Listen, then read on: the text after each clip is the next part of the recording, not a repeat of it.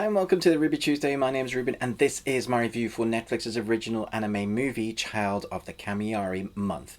Let me know in the comments below if you're from Japan, whether you've seen this originally. Obviously Netflix acquired the IP and for the rest of the world, apart from Japan, can now call it an original anime movie. It's one of those I was looking forward to but didn't know much about. Should you be watching it though? Let me know in the comments. Don't forget to like and subscribe. Let's jump in. This is the story of a 12-year-old girl, Kana, born as a descendant of the gods. Her family has a mission to deliver offerings from all over Japan to the gods, gathering in Izumo. This is a directorial debut for our particular director, but has worked on the animation department for years in anime that you'll recognize the name of some of, like Mob Psycho or Wolf Children. And this animation style has very much something similar to that of Ghibli or Wolf Children. I can see how going from that as your background into a feature film will lend itself to really tight, great looking animation. But then it comes down to the story, and I have to say at the beginning of this film I felt like it could be any other anime story, like a day in the life of, and even that would have been good enough to watch. It was like a character who they often lose their parent, and you got to see that turmoil of them trying to survive and overcome that loss and that depression that often comes with having a lost loved one, especially when it's one of the parentals, especially when it's a mother. And so this film was something that I was looking forward to, but I was hoping that it was going to be more. Thankfully, half an hour into the movie, there are these mission parameters that she set out for with a run, and that all kind of lends itself into the story with her mother being a runner. There are many gods in this that she has to kind of meet and do something along the way, and then you have the culmination at the end of this grand event. But along the way, your characters have to learn something about themselves, overcome certain stuff. They meet up with other characters, you have them join like a group, you have interesting, weird, quirky characters. But really this animation film stands out where you're meeting those other god characters, and just from the trailer you'll see that there are various types that are interesting, have their own quirks and eccentricities about them.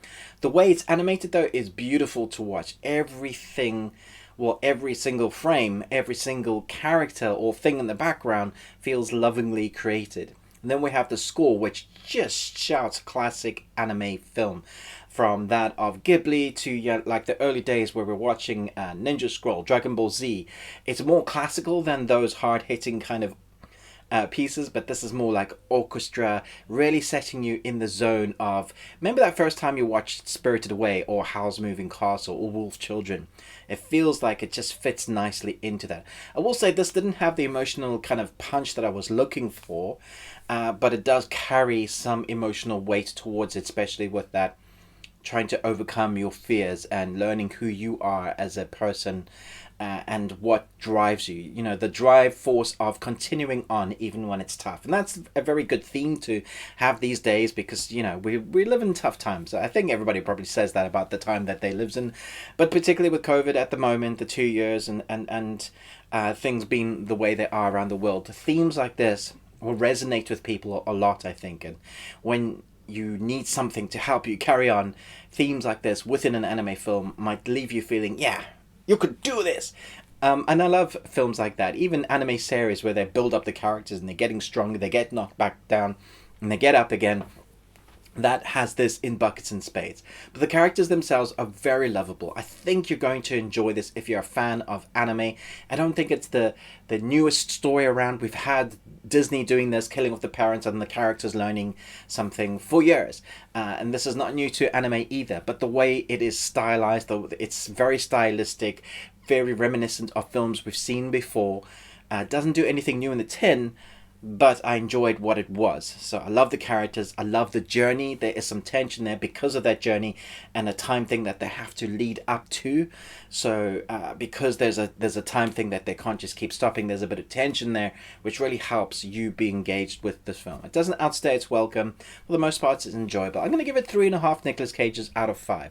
I have my top tier anime films. This isn't that, but it's definitely not bad at all. I still enjoyed it quite a bit and felt like most people will find something to enjoy in this. The characters, the quirkiness, the story, the theme, all of that is in there. Let me know in the comments below, which is your favorite anime film in the last couple of years. I recently watched Belle. I didn't do a movie review for it. It's basically like a reimagining of Beauty and the Beast, but with much hard hitting. That is probably the best anime film I've seen in a long time. Let me know your thoughts down below. Thanks so much for watching, but most of all, until next time, remember, live long on Tuesday.